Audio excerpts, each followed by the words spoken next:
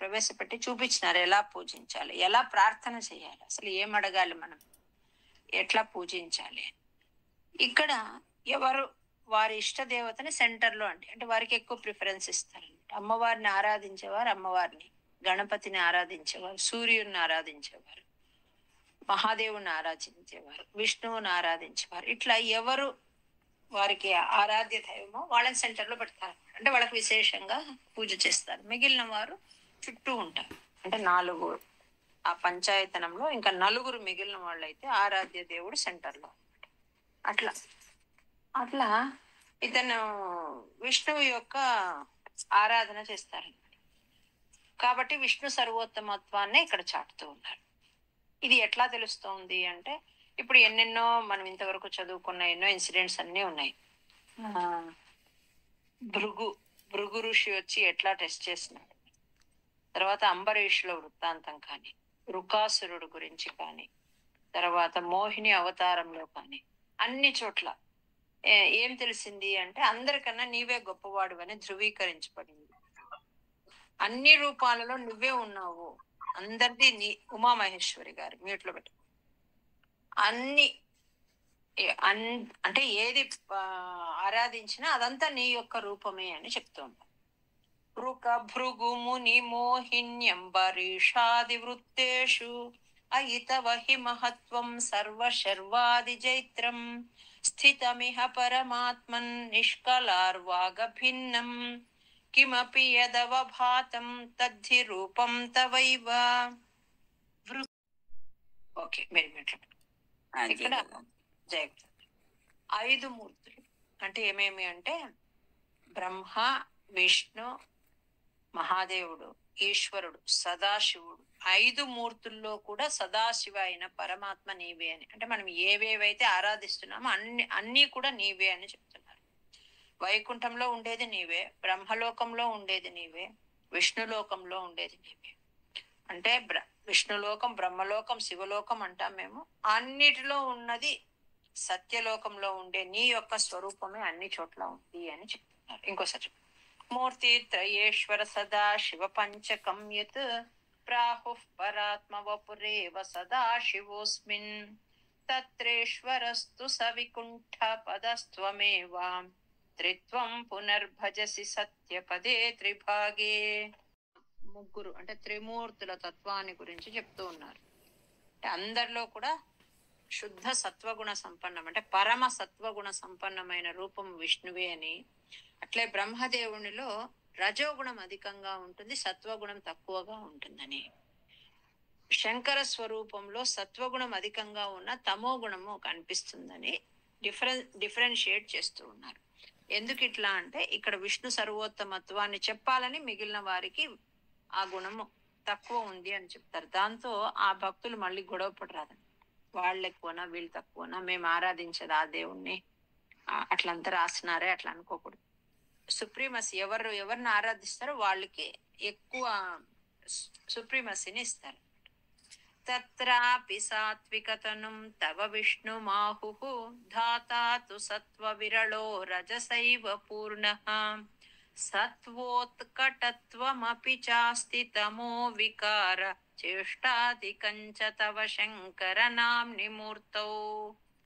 అన్ని విష్ణువే అని చెప్పే విషయం అంటే ఏ దేవత ఉపాసన చేసినా వాళ్ళలో నువ్వే ఉన్నావు. శివుడుగా నీవే, బ్రహ్మగా నీవే, ఇంకా మిగిలిన అందరిలో నీవే ఉన్నావు అని చెప్తూ 90వ దశకంతో క్లోజ్ చేస్తారనమాట. అంటే 90వ దశకంతో భాగవతం ఆఖరికి వచ్చేస్తుంది. 91 నుంచి అంతా మనం ఎలా ఉండాలి అని చెప్పేటి 91 to 100.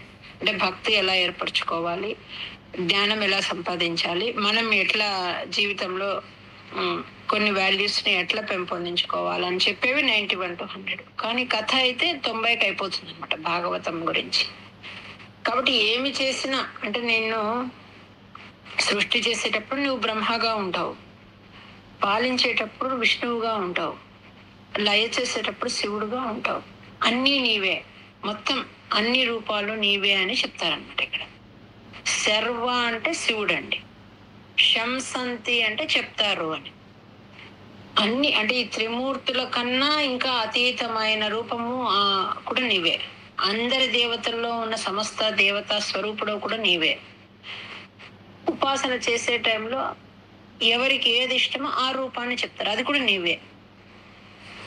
మాకు ఎన్నో ఆధారాలు ఉన్నాయి, నువ్వే అన్ని అని చెప్పడానికని భట్టాద్రి పరమాత్మతో చెప్తూ ఉంటాడు. తంచ త్రిమూర్త్యతిగతం పరపూరుషం త్వాం సర్వాత్మనాపి ఖలు సర్వమయత్వహేతోః శంస్యంత్యుపాసన విధౌ తదపి స్వతస్తు త్వద్రూపమిత్యతి దృఢం బహునః ప్రమాణం. అంటే ఆదిశంకరాచార్యుల గురించి చెప్తూ ఉన్నారండి. అంటే ఆయనకు ఎవరి పట్ల ప్రత్యేకమైన ఏ దేవతా స్వరూపం పట్ల ప్రత్యేకమైన అభిమానం లేదు. అయినా కూడా ఆయన ఏం చేస్తున్నారు, అన్ని దేవతా రూపాలలో కూడా నిన్నే గొప్పగా భావించినారు, అంటే నిన్నే సర్వోత్తముడుగా భావించినారు. ఎన్నో వ్యాఖ్యానాలు, సహస్రనామాది గ్రంథాలకు వ్యాఖ్యానాలన్నీ రాస్తున్నారు.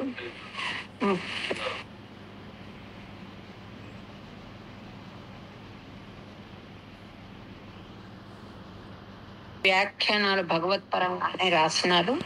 అవన్నీ కూడా నిన్నే స్తుతిస్తూ ఉన్నాయి. అట్లా స్తుతిస్తూ ముక్తిని పొందినారు అని చెప్తున్నారు. ఇదంతా కూడా వర్షన్ లేకపోతే వ్యూ ఆఫ్ భట్టాద్రి అండి. శ్రీశంకరోపి భగవాన్ సకలేషు తావత్ త్వామేవ మానయతి యో నహి పక్షపాతి త్వన్నిష్టమేవ సహి నామ సహస్రకాది వ్యాఖ్యాద్భవత్స్తుతి పరశ్చ గతిం గతోంతే. మంత్రశాస్త్రస్య ఆదౌ అని చెప్పినారండి. అంటే ఒక మంత్రశాస్త్ర గ్రంథంలో ఏమని చెప్పినారు అంటే నిన్నే వర్ణించినారు అని చెప్తున్నారు. ఎవరి గురించి చెప్తున్నారు? ఆచార్య శంకరుల గురించి చెప్తూ ఉన్నారు అన్నమాట. ఆయన రచించిన ఒక మంత్రశాస్త్ర గ్రంథం, దాని పేరు ప్రపంచ సారము. అందులో స్టార్టింగ్ లో ప్రేయర్ లో ఇష్టదేవత ప్రార్థన చేస్తూ నీ గురించే రాసినారు, నిన్నే ధ్యానించినారు. ఏ రకంగా ధ్యానించినారట, అందరికీ నీవే స్వామివి, మిగిలిన దేవతలకు మాకు అందరికీ నీవే స్వామివి, త్రిమూర్తుల కంటే అతీతుడైన స్వరూపం నీవే అని చెప్పి ధ్యానించినారు. తర్వాత ప్రణవేచ, ప్రణవం అంటే ఓంకారం, ఓంకారాన్ని ఆశ్రయించి నిన్ను ఎట్లా ధ్యానించాలి అంటే నిరాకార రూపుడుగా నిన్ను ధ్యానించమని చెప్పినారు. ఆ ప్రణవ ధ్యానంలో ఎలా ధ్యానించాలట, అన్ని చోట్ల నువ్వే వ్యాపించి ఉన్నవానిగా నిన్నే చెప్పినారు, నీ గురించే చెప్పినారు, మిగిలిన దేవతల గురించి ప్రస్తావింపబడలేదు అక్కడ అని చెప్తున్నారు. ఇంకొకసారి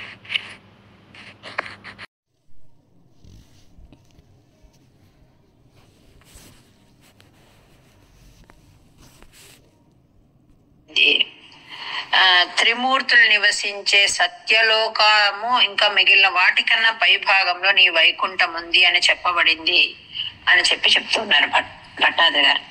సమస్త సారే చ పురాణ సంగ్రహే విసంశయం, విసంశయం అంటే వితౌట్ డౌట్, విసంశయం త్వన్మహిమైవ వర్ణ్యతే త్రిమూర్తి యుగ్ సత్య పద త్రిభాగతః పరం పదంతే కథితన్న శూలినః గురించి వర్ణింపబడిందో అదే విశేషాలు ఆ గ్రంథంలో కూడా వచ్చినాయి.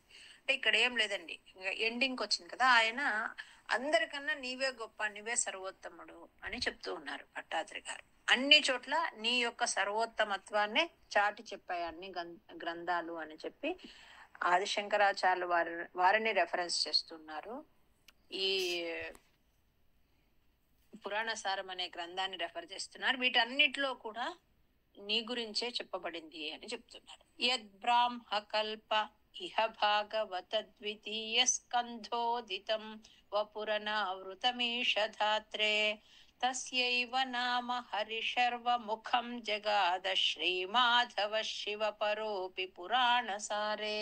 ఏం చెప్తున్నారంటే ఎవరెవరు వాళ్ళ ఇష్ట దేవతను పూజిస్తూ ఉంటారు. అంటే శివుని పూజిస్తారు, అమ్మవారిని పూజిస్తారు, గణపతిని పూజిస్తారు, స్కందుడిని పూజిస్తారు. ఇట్లా అంటే వారికి సంబంధించిన పురాణాలు వస్తాయండి. అంటే ఇప్పుడు గణేష పురాణం, దేవి భాగవతం, ఇంకొకటి. అంటే ఎందుకు ఇవి అంటే వాళ్ళ పైన మనం ఏ మూర్తిని ఆరాధిస్తామో వారి పైన దృఢమైన భక్తి కలగాలి అంటే వారి ప్రస్తావన ఎక్కడెక్కడ వచ్చిందో అవన్నీ ఆ పురాణంలో వస్తాయి. ఏ పురాణంలో ఆ పురాణానికి ఒకరు అధిదేవత, వారి గురించి అందులో వస్తుంది. మిగిలిన వాళ్ళంతా వాళ్ళకన్నా తక్కువ అని చూపెడతారనమాట. అది ఎందుకు చేస్తారు అంటే వాళ్లకు ఆ ఇష్ట దేవత పట్ల మంచి భక్తి బాగా కుదురుకోవాలని అలా చేస్తారు. అట్లే శివ భక్తుల్ని ప్రోత్సహించడం కోసము వ్యాసుల వారు ఏం చేస్తున్నారంటే స్కాందాది పురాణాలన్నీ రాసినారు. ఆ అక్కడంతా కూడా మహాదేవుడి ఔన్నత్యాన్ని ఎక్కువ చేస్తూ రాసినారు. ఇది అర్థవాదము అని చెప్తున్నారు భట్టాది. ఏ స్వప్రకృత్యనుగుణా గిరిశం భజంతే తేషాం ఫలం హి దృఢయైవ తదీయ భక్త్యా వ్యాసో హి తేన కృతవాన్ అధికారి హేతోః స్కాందాదికేషు తవ హాని వచోర్థవాదైః. విష్ణు సర్వోత్తమత్వాన్ని గురించే చెప్తూ ఉన్నారు కాబట్టి ఇక్కడ భట్టాద్రి గారు ఏం చెప్తున్నారంటే రకరకాల పద్ధతుల్లో, అంటే భూతాత్మ కీర్తి అంటే భూతార్థ కీర్తి అంటే ఆల్రెడీ జరిగిపోయిన దాని గురించి చెప్పడము. తర్వాత అనువాదము అంటే లేకున్నా ఉన్నట్లు చెప్పడము. విరుద్ధవాదము అంటే ఉన్నప్పటికీ దానికి విరుద్ధంగా చెప్పడం. భూతార్థ కీర్తి రనువాద విరుద్ధవాదం అంటే 3 రకాలుగా చెప్తారు. వాటిల్లో మొదటిది ఏదైతే జరిగిందో దాన్ని కీర్తిస్తారు. రెండవది ఏం చేస్తారంటే లేకున్నా ఉన్నట్లు చెప్తారు. మూడవది ఏమి ఉన్నప్పటికీ దానికి విరుద్ధంగా చెప్తారు. ఈ 3 పద్ధతులతో అన్ని అక్కడ ఉన్న టాపిక్స్ అన్ని కవర్ అయి ఉంటాయి. ఈ వేరే వేరే పురాణాలలో నిన్ను తామస స్వభావుడుగా చూపిస్తూ ఉన్నారు, నిన్ను తక్కువ చేసి వర్ణిస్తూ ఉన్నారు, వాటికి సంబంధించిన ఉపదేశాలు ఇవన్నీ ఉన్నాయి, ఇవన్నీ అర్థవాదాలే అని చెప్తున్నారు. అంటే నీవే సర్వోత్తముడివి, వారికి భక్తి కలగడానికి కోసం అలా చెప్తూ ఉన్నారు అని. ఇదంతా భట్టాద్రి యొక్క అభిప్రాయం అండి. అంటే ఒక కవి యొక్క తన ఆరాధ్య దైవాన్ని గురించి చెప్పుకుంటూ ఉన్నారు. ఆయన అభిప్రాయం మాత్రమే. భూతార్థ కీర్తిరనువాద విరుద్ధవాదౌ త్రేదార్థవాదగతయ ఖలు రోచనార్థాః స్కాందాదికేషు బహవోత్ర విరుద్ధవాదాః త్వత్తామసత్వ పరిభూత్యుపశిక్షణాద్యాః. ఇక్కడ ఈ 90వ దశకంతో యాక్చువల్లీ నారాయణీయానికి ముగింపు అంటే నారాయణీయానికి ముగింపు చేయకూడదు. ఇక్కడ ఏం చెప్తున్నారంటే నాకు తెలియదేమి, అజ్ఞానిని నేను. తెలియక నేను ఏదైనా చెప్పినది ఉంది కదా, ఇది నా సొంతమైంది కాదు, మంత్రశాస్త్రంలో ఉన్న విషయాలే చెప్తూ ఉన్నాను. వేదవ్యాసులు వారు అష్టాదశ పురాణాలు రాశారు. అందులో 18వ పురాణమైన శ్రీమద్ భాగవతము సారభూతమైనట్లాంటిది. అట్లాంటి భాగవతంలో నీ గురించే విపరీతమైన వర్ణన, నీ లీలలన్నీ వర్ణించబడ్డాయి. అట్లా భాగవతం యొక్క ప్రధాన పురుషుడా, భాగవతంలో వర్ణించబడిన ఓ పరమాత్మ, నా బాధలన్నీ తొలగించి నీ పట్ల నాకు మంచి భక్తి, దృఢమైన భక్తి కలిగేటట్లు చెయ్యి అని వేడుకుంటున్నాను. కురు అంటే చెయ్యి అని. ఏం చెయ్యాలి? గురు భక్తి పరంపరాత్మ. భాగవత పురుషుడు పరమాత్మ, భాగవతంలో మెయిన్ హీరో.